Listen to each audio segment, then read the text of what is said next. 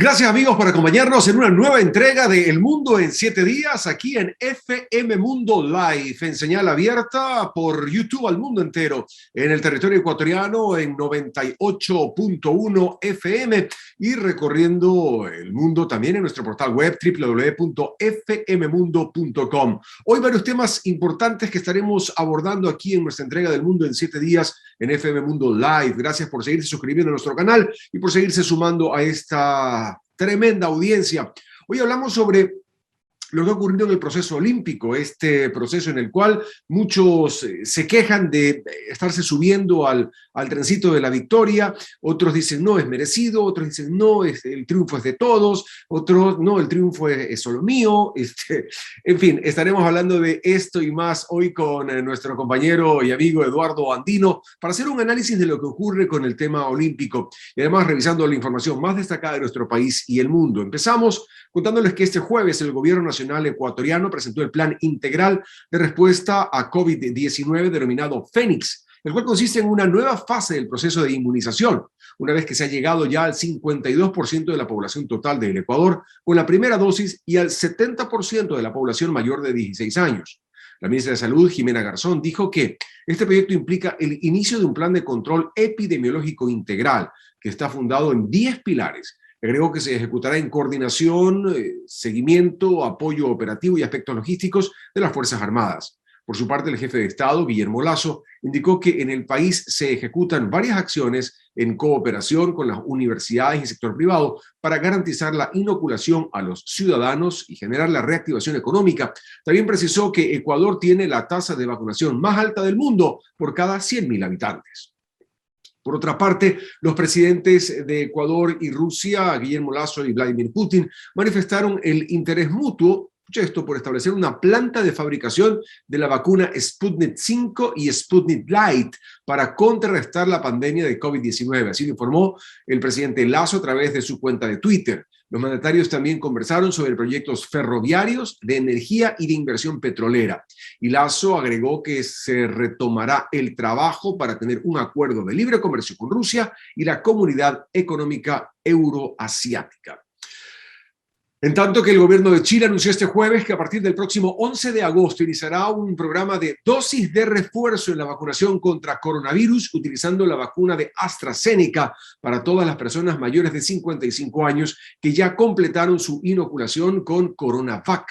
La dosis de refuerzo se aplicará prioritariamente a las personas mayor edad y en el orden en el cual se aplicaron las segundas dosis del esquema original de vacunación, con lo que se priorizará con criterios que siguen a los de vacunación original.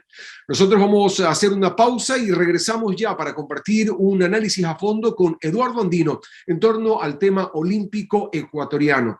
¿Qué ha ocurrido en este lapso de más o menos 5 años, contando que las Olimpiadas debieron efectuarse el anterior y estamos jugando en un año post-pandemia?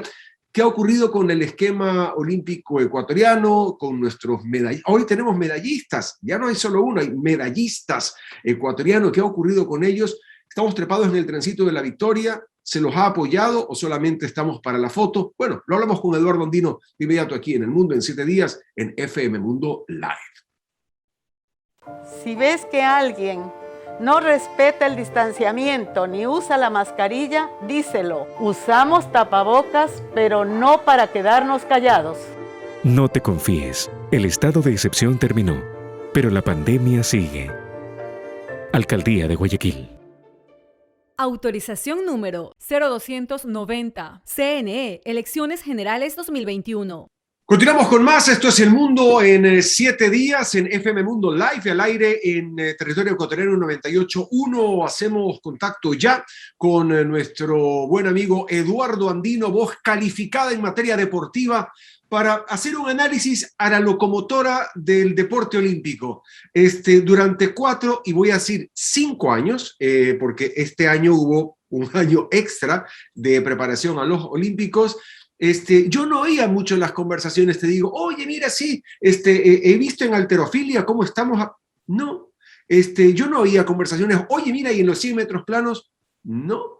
Yo oía conversaciones de, oye, y la copa, sí, otra vez, y la copa, y la copa, y la copa, y la copa, y la copa, y la copa, que parece que estamos en un bar. Pero más allá de la anécdota, mi querido Eduardo, ¿Cómo estamos hoy en el análisis de la locomotora donde todos nos subimos al vagón de la victoria de los Olímpicos? Hola, querido Robert, gracias como siempre por la invitación a tu prestigioso programa. Sabes cuánto te estimo y te admiro. Un gran abrazo. Pues bueno, sin duda que lo que han conseguido los deportistas ha sido una gran sorpresa, una gran sorpresa, grata sorpresa para el país, para la región. Fíjate tú que Ecuador está en el medallero por delante, hasta este viernes al menos lo estaba así, por delante de países como Colombia, por detrás únicamente de países como Brasil, hablando de la región. Y justamente digo, ha sido una sorpresa por lo que tú mencionabas, y es que a lo largo de todo este ciclo olímpico, de todas estas olimpiadas, porque así se denominan a todos estos 4 años, ahora fueron 5, que te sirven para prepararte, para tratar de calificar a los próximos Juegos Olímpicos, no se tenían quizás estas expectativas o estas esperanzas tan marcadas de que obtengamos estas 3 medallas, 2 de oro y 1 de plata y además 3 diplomas olímpicos. Sin duda, esto es producto, entre otras, en el caso de Richard Carapaz, de su evolución que ha tenido con su equipo el Ineos, previamente con el Team Movistar y toda su trayectoria que la empezó básicamente a cultivar desde el año 2015, básicamente cuando él empezó a destacarse en Colombia, posteriormente se fue a España, fue parte de uno de los mejores equipos formadores desde en España, se fijaron los del Team Movistar, después ya estuvo compitiendo en el Giro de Italia, fue cuarto, 2019 gana el Giro de Italia, y todo lo que después conocemos en su carrera, siendo segundo en la Vuelta a España, tercero en el Tour de Francia y llegando a cristalizar esta medalla de oro olímpico ese viernes, ese sábado, en la madrugada de nuestro país, sábado en la tarde de Tokio. Entonces, en el caso de Richard Carapaz, es una historia en donde quizás yo la enrumbaría muchísimo por el trabajo que el ciclista ecuatoriano ha hecho en tierras extranjeras y por el apoyo que ha recibido justamente allá. Porque fíjate tú que en el 2017 a Richard Carapaz y a Jonathan Narváez y conjuntamente con Jonathan Caicedo se lo sanciona en una competición internacional porque el Comité Olímpico Ecuatoriano de aquel entonces básicamente esgrimió que los habían encontrado cometiendo un acto de indisciplina. Y por eso Richard Carapaz incluso da estas declaraciones bastante fuertes en donde él dice que la victoria prácticamente le pertenece a él, pero yo creo que sus declaraciones no iban enfocadas en tratar de herir la susceptibilidad de la mayoría de ecuatorianos, sino enfocadas básicamente en aquellos directivos y aquellas instituciones que poco o nada de apoyo le dieron. Y ahí claro, ahí se empezó a destapar la válvula de esta olla de presión y generó estupor al comienzo, ¿no? En la gente, uy, no, ¿cómo puede ser posible? Ecuador, mi país, mi bandera. Pero claro, el rato donde tienes al deportista luchándola contra viento y marea, porque seamos francos, el apoyo significativo, grande de marcas de esto de aquí al deporte está orientado en su gran mayoría, y no solo en Ecuador, en Latinoamérica, al fútbol. Hay sus excepciones en países como Estados Unidos, donde es mucho más diversificado, pero no vamos a comparar los tamaños de países, pero estamos enfocados hacia el fútbol y todas estas disciplinas donde tienes deportistas que se tienen que rajar durante 4 años preparándose para en una sola competencia donde no hay tiempo extra, donde no puedo quedarme dormido en el arco un rato, donde no puedo pedir que me hagan atención, que venga la camilla, no, y viene la agüita milagrosa y me levanto. Es one time, como dicen los gringos, y o lo hiciste o no lo hiciste. Y vemos este esfuerzo y un poco hacia allá creo que iba lo de Richard, ¿no? Hacia allá creo que era el espíritu de su declaración, el alzar una bandera de alerta y decir, señores, chévere, sí, está bien, que todos celebremos, pero apoyen cuando hay que apoyar. Totalmente. Además, fíjate tú que si a Richard Carapaz y Jonathan Narváez, que son de nuestros deportistas más representativos a nivel internacional, y sobre todo en el caso de Richard Carapaz, que hace una semana había sido tercero en el Tour de Francia, la competición más importante en el mundo ciclístico, si a ellos no se les dio ni siquiera lo básico, que fue el acompañamiento de un masajista, ¿qué pasa entonces con los otros deportistas que todavía no han logrado destacarse a nivel internacional? Y ahí tenemos, por ejemplo, el caso de Juan Caicedo, el lanzador de disco que denunció que incluso tuvo que competir lesionado, que tuvo varias lesiones en sus pantorrillas y que lamentablemente no recibió el apoyo por parte de su federación y del Comité Olímpico Ecuatoriano para poder tener su proceso de rehabilitación. Pero este problema lo podríamos ir dilucidando en varios deportistas. Marisol Andazuri también se quejó, la atleta, de que no tenían ni siquiera un entrenador. En el caso de Neisida Gómez y en el caso de Tamara Salazar, que ellas son las otras dos deportistas que nos dan estas medallas, hay que destacar que ellas son producto de este plan de alto rendimiento. Plan de alto rendimiento que por el gobierno pasado fue denostado, que prácticamente en su momento el presidente de la República, incluso hablando de los centros de alto rendimiento, llegó a comparar con Estados Unidos y dijo que los centros de alto rendimiento no servían para nada.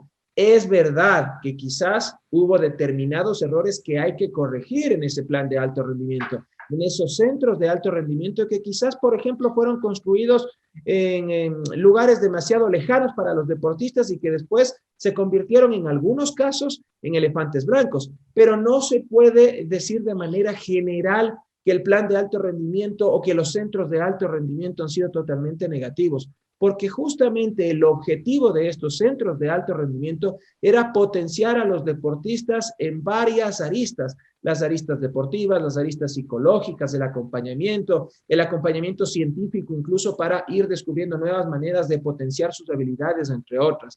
Pero aún así, ¿qué es lo que sucedió? Que, por ejemplo, el entrenador de Neisida Gómez, una chica que tiene una carrera, además, que llama mucho la atención por los problemas que le tocó afrontar en la parte personal. A ella se le murió su hermano hace 3 años, su hermano que también era pesista, que también era halterista y por quien ella básicamente se mete en el tema de la halterofilia, y hace 2 años se le murió su madre.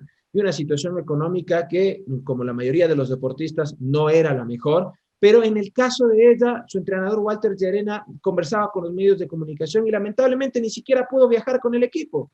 Entonces, claro, son esas sorpresas, son esas cosas, esas vicisitudes que tú dices, vaya, si ni siquiera viajan con sus entrenadores, si ni siquiera tienen masajistas, si ni siquiera tienen un cuerpo médico que les atiendan, y aún así, obviamente, consiguen medallas, es totalmente loable y es mérito de los deportistas. Yo te quiero hacer, perdón que te corte, Edu, quiero hacerte 2 preguntas que no quiero que se me escapen de la cabeza. La una, ¿qué va a pasar con estos deportistas hoy? Es decir, hoy que llegan, ok, sí, todo el mundo está celebrando y todo el mundo está en el pero esto en cuestión de 15 días, y de ahí tienen que prepararse porque en 3 años más vienen las siguientes Olimpiadas.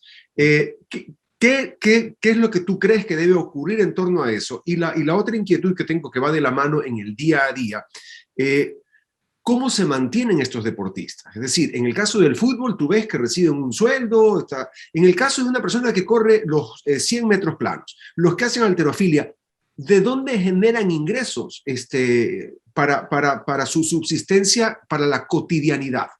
A ver, empiezo primero por la última pregunta. Okay. Es una situación súper calamitosa, súper dura, y por la cual recientemente incluso el actual ministro del Deporte y entonces asambleísta, el señor Sebastián Palacios, fue uno de los que lideró ley de incentivo tributario que buscaba justamente copiar un modelo que se desarrolla en Estados Unidos, y es que básicamente a las empresas privadas que apoyen a los deportistas reciban exenciones tributarias importantes.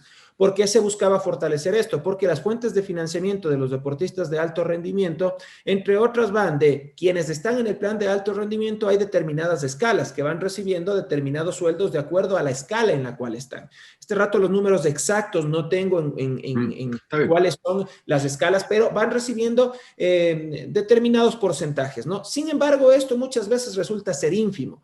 Y entonces tienen que buscar el apoyo de la empresa privada. Y claro, volvemos a lo que tú mencionabas antes. Acá se habla todo el tiempo de fútbol, fútbol y más fútbol. Y cuando son otros deportes, salvo que ya te den un logro importante como el de Richard Carapaz o el de Jefferson Pérez en su momento, entonces la empresa privada y también los organismos públicos regresan a ver a este otro deporte y empiezan quizás a apoyarlo, pero muchas veces por un tiempo determinado. Entonces, su fuente de financiamiento muchas veces es ir a estar golpeando las puertas y decir, hey, quiero que me ayuden, quiero que me apoyen, porque el apoyo por parte de sus federaciones deportivas, que también deberían ser las encargadas de proveerles de absolutamente todos los implementos y todo el acompañamiento, no llega. Una deportista como Carla Heredia se viene quejando desde hace mucho tiempo que ni siquiera en su federación, en la de ajedrez, no les dan ni siquiera para los uniformes y no se sabe a dónde va el dinero. Fíjate tú, y con esto cierro esta parte, que Neisida Gómez en enero de este año se quejaba de la falta de apoyo, enero de este año, y decía que su entrenador tenía que comprarle las vitaminas del señor Walter Llerena, y que en la Secretaría del Deporte no aparecía tampoco la Federación Ecuatoriana de Levantamiento de Pesas para darle el acompañamiento. Pasa unos meses y nos da una medalla de oro. Entonces, ahí están las complicaciones. Ahora, ¿qué creo que va a pasar de aquí? Bueno, lo que espero primero es que haya una auditoría por parte de la Contraloría al Comité Olímpico Ecuatoriano, porque el Ministerio del Deporte, y hay que destacar lo que esto dice incluso la Constitución, me parece que el artículo 382 manda que el gobierno es el encargado de dictar las políticas públicas en materia deportiva y debe asegurar, entre otras, el buen desarrollo, no lo digo textual, pero un poco parafraseando, de los deportistas, entre otras, en competiciones como los Juegos Olímpicos. Al ser obviamente el gobierno el encargado de hacer esto, tiene una Secretaría de Deporte ahora llamada nuevamente Ministerio del Deporte. El Ministerio del Deporte, ¿qué es lo que hace? Le da al Comité Olímpico Ecuatoriano, que es el encargado de gestionar, de llevarles a los deportistas a las Olimpiadas, más de $500,000. Y hay que preguntarnos, ¿qué pasó con ese más de $500,000? Al ser el Comité Olímpico Ecuatoriano una institución privada, es verdad, está recibiendo fondos públicos. Y tú sabes, Robert, que cuando se recibe fondos públicos, se los puede auditar y ahí tiene que entrar. Hay que rendir cuentas, claro, por supuesto. Investigar qué es lo que pasó. Entonces, lo primero que yo espero es que ojalá haya una auditoría para que se sepa qué pasó con ese dinero, si en verdad hubo o no estas maletas viajeras, si viajaron dirigentes y se dejó de lado en cambio a deportistas, a entrenadores, a masajistas, a médicos, entre otras, o si eso se malgastó en otros haberes que no venían al caso. Es lo primero. Y después, básicamente lo que ya ha ofrecido el ministro del Deporte, empezar a diseñar una verdadera política pública en materia deportiva. Pero esta política pública en materia deportiva, yo siempre digo que no debe estar enfocada únicamente desde la Secretaría o desde el Ministerio del Deporte, sino que incluso debe ser tripartita, porque al deporte se lo debe ver de forma integral. Y verlo de forma integral me parece que es en donde deban participar Ministerio de Educación, Ministerio de Salud y Ministerio del Deporte. ¿Por qué? Porque al deporte se lo debe ir trabajando desde la parte formativa. No solo dar el apoyo a quienes ya llegan al plan de alto rendimiento, llegan a ser profesionales, porque ellos llegan con escasos recursos, sino que debemos apoyar a esos chicos y chicas que quieren iniciarse en la práctica deportiva, pero no con el objetivo sí o sí de que consigan una medalla. Esto debe ser una consecuencia, en buena hora si llegan a las Olimpiadas y nos dan logros, pero darle el acompañamiento desde muy pequeños en cada una de las disciplinas deportivas. ¿Y por qué decía que deben aparecer los otros dos ministerios? ¿Para qué? Ministerio de Educación les ayude, por ejemplo, a gestionar becas que en el caso de que lleguen o no lleguen, les permita también tener una alternativa educativa y profesional. Porque estos deportistas lo que muchas veces hacen es sacrificar todo su tiempo, su trabajo, sus estudios por esto, y muchas veces nos llegan y ¿qué pasa? Y con el Ministerio de Salud, darnos cuenta que mientras más tengamos una población que practique deporte, está comprobado, la Organización Mundial de la Salud así lo dice, varias estadísticas así lo dicen, una población más saludable tiene una expectativa de vida más alta. Tiene, por ejemplo, menores problemas de obesidad y entonces tiene menores problemas de drogadicción, de alcoholismo, etcétera, en los niños, niñas y adolescentes. Entonces debe ser de forma integral y ojalá esta política pública deportiva vaya enfocada de forma muy profunda, pero sobre todo muy clara para que al fin tengamos esto, Robert. Comparto plenamente ese criterio, debe ser una política integral y ojalá esta levantada de bandera sirva para más allá de un rico almuerzo, de una bonita fotografía o de esta avalancha de spots publicitarios, porque entiendo que ya varias marcas estarán conversando y esta campaña durará 3 meses, llegará hasta Navidad y en enero, si te he visto, no me acuerdo. Entonces, que esto pueda ser de una manera integral, que puedan atenderse. Yo estaba viendo el otro día en atletismo, se me escapa el nombre de la chica, es una del equipo estadounidense, graduada de la Universidad de Harvard y ahora tiene infinidad de oportunidades a nivel de becas educativas en un montón de universidades, pero una chica que se graduó en la Universidad de Harvard con una beca educativa en una de las mejores universidades del mundo, haciendo deporte. Es decir, tuvo la oportunidad de hacer su práctica deportiva, hoy cosechar una medalla en su deporte y además tener un título universitario. Es decir, no es desagregado lo uno de lo otro, y vemos, por ejemplo, esta que está considerada como una de las mejores gimnastas del mundo, Simone Biles, que también levantó su alerta diciendo, señores, la salud mental es importante, y se aleja del equipo a competir. Logró al final hacerse de una medalla igual, 2 con el trabajo de equipo. Esta tenista Naomi Osaka, que también levantó bandera y dijo, señores, la salud mental... Entonces, no es desagregado el tema del trabajo de la psicología deportiva, el trabajo de la salud física, el trabajo del rendimiento en la disciplina en la cual se desarrollen, el desarrollo intelectual a través de un acompañamiento académico. Es decir, todo va integrado, y yo creo que, espero que al menos en este nuevo gobierno, donde venimos con nuevas ideas, se logre generar un apoyo efectivo, formal e integral a los deportistas. Edu, yo creo que quienes vemos esto en la cotidianidad producto del ejercicio del oficio, sí duele mucho el ver cómo se toman la foto y luego los dejan abandonados. Mira tú que tocaste un tema fundamental y que también a uno le entristece con los deportistas ecuatorianos, la salud mental. El caso de Simone Biles, de Naomi Osaka, son realmente muy importantes a tomar en cuenta, y sobre todo para que se discute y se hable sobre esto. Y se hable en nuestro país, porque nuestro equipo no viajó con psicólogos que acompañen a los deportistas. Entonces, fíjate tú, todas estas problemáticas que vamos desagregando y que vamos encontrando, todos estos problemas que, insisto, deben ser solventados por este nuevo ministerio, por el señor Sebastián Palacios, que además, él fue deportista, él nos representó a nivel internacional, él consiguió logros muy, muy importantes, pero que también yo hago un llamado, más allá de que hay algunos discursos y dicen, es que recién teníamos 2 meses en el gobierno. Indiscutiblemente, en 2 meses no se puede diseñar una política pública deportiva, pero tampoco puedes quedarte exento de lavarte las manos y decir, yo no sabía, o en estos 2 meses, los más de $574,000 que yo asigné en todas las reuniones que tuve con los representantes del Comité Olímpico Ecuatoriano, no me fijé en qué se iba a usar ese dinero. O no me enteré que los deportistas no iban a viajar con psicólogos o con masajistas, o que íbamos a tener un deportista como Juan Caicedo en el lanzamiento de disco que estaba lesionado. Más aún a sabiendas de que teníamos en 2 meses justamente unas Olimpiadas. O sea, era el trabajo prioritario que debía hacer el ministro de Deporte en este caso. Entonces también tiene que haber una autocrítica.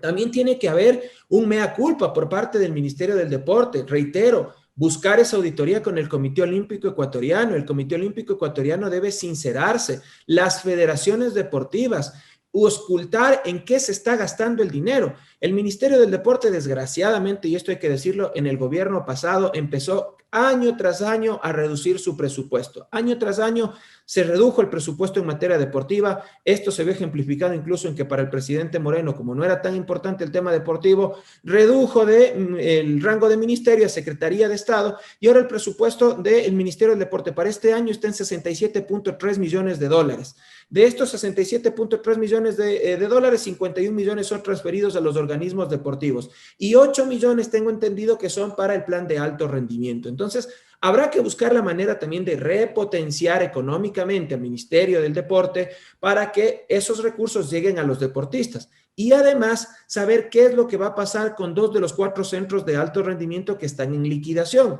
Estos centros de alto rendimiento que, si bien están en liquidación, no necesariamente tendrían que quedarse como centros de alto rendimiento, sino que podrían pasar a ser centros de entrenamiento, es decir, con otra categoría que podrían estar a cargo de las federaciones locales y que también podrían servir para la preparación de los deportistas. Pero insisto, no nos fijemos solo en quienes ya llegan al profesionalismo, porque llega un grupo ínfimo. La mayor posibilidad es que nos llegues. Lo que debemos trabajar es en políticas públicas para esos niños y niñas que están desde abajo, muy chiquitos, y que si llegan en buena hora, llegan, pero además le das una beca universitaria, como tú lo decías, y los proyectos en Estados Unidos son magníficos en eso, y hay los ejemplos espectaculares.